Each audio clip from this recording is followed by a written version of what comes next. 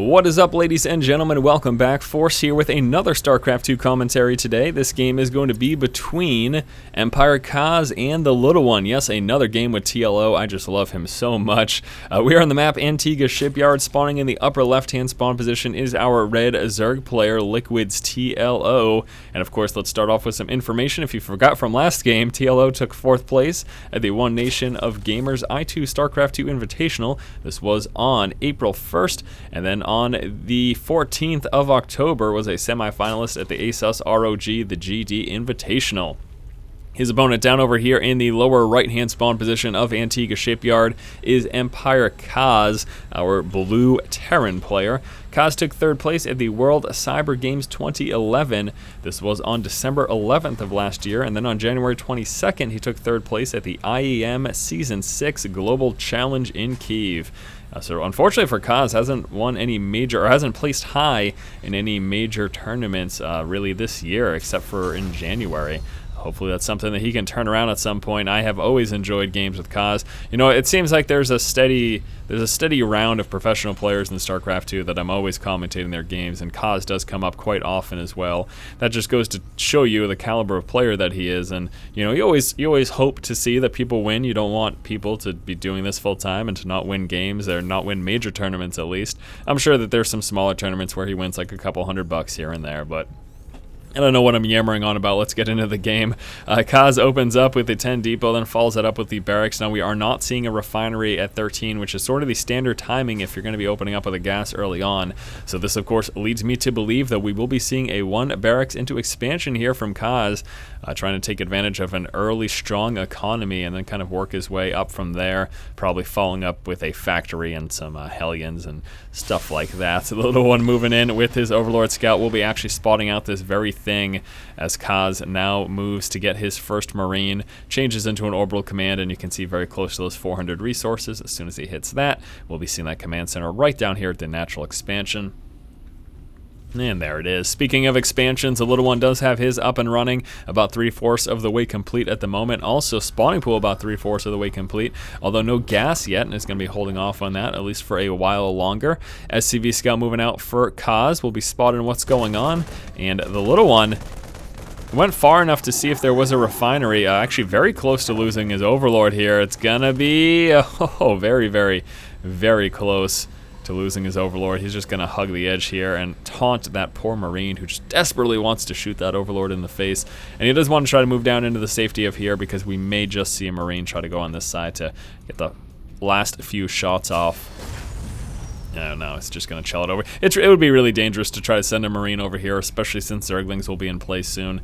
You'd almost be guaranteed to lose that. Speaking of Zerglings, we do have 2 in play. We'll be going straight for that SCV. It's an easy surround there and takes that out. Drones go back to mining, and now these Zerglings will be moving out to get some scouting done. Grab that Zelanaga tower, check the front over here at that expansion. That is one thing the Little One has not scouted out. He spotted the Lacquer refinery and the 1 barracks, but he didn't actually officially see this expansion down here.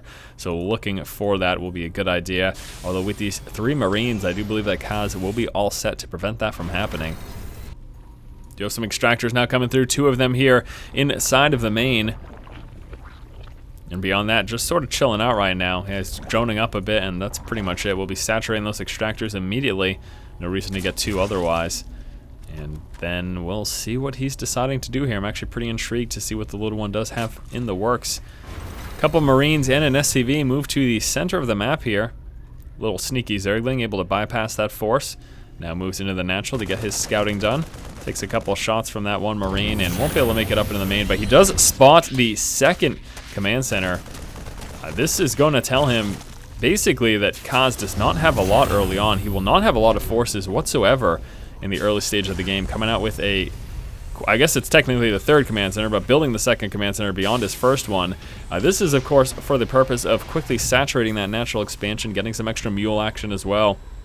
Kind of puts him in a vulnerable position early on to something like this. The Little One coming out now with a Baneling nest. I'm a bit concerned for Kaz. He doesn't have a wall off defending this natural expansion. Speedlings and Banelings are going to wreak havoc here. Will force him back to his main, and this is a major, major concern. Now, we do have a factory that's about to do a hot swap here with this barracks building the reactor, allowing him to come out with those double Hellions, and he's going to need those quick to deal with the Speedlings and Banelings that will be coming forth in just a moment. Kaz tries to move up with a scout. Is he going to spot it? Is he going to spot it? That is the question. Doesn't spot the Baneling's nest, although he did see a lot of Zerglings, which is pretty telling.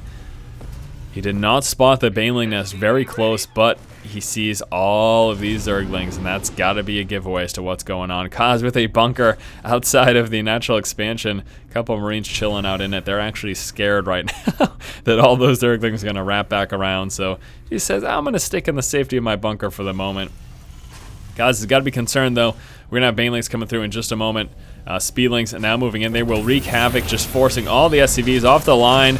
Traps his SCVs out there with all these Speedlings and Banelings. He really had to do that, though, because otherwise, if he left those down any longer, these Zerglings were about to just walk right up there and wreak havoc. We got a bunch of Banelings just morphing right in Kaz's vision. He says, yeah, I know you see it. You can see it, I know. What are you going to do about it? That's the question. Banelings now moving up, preparing for the bust. There go both the depots and the reactor there out front.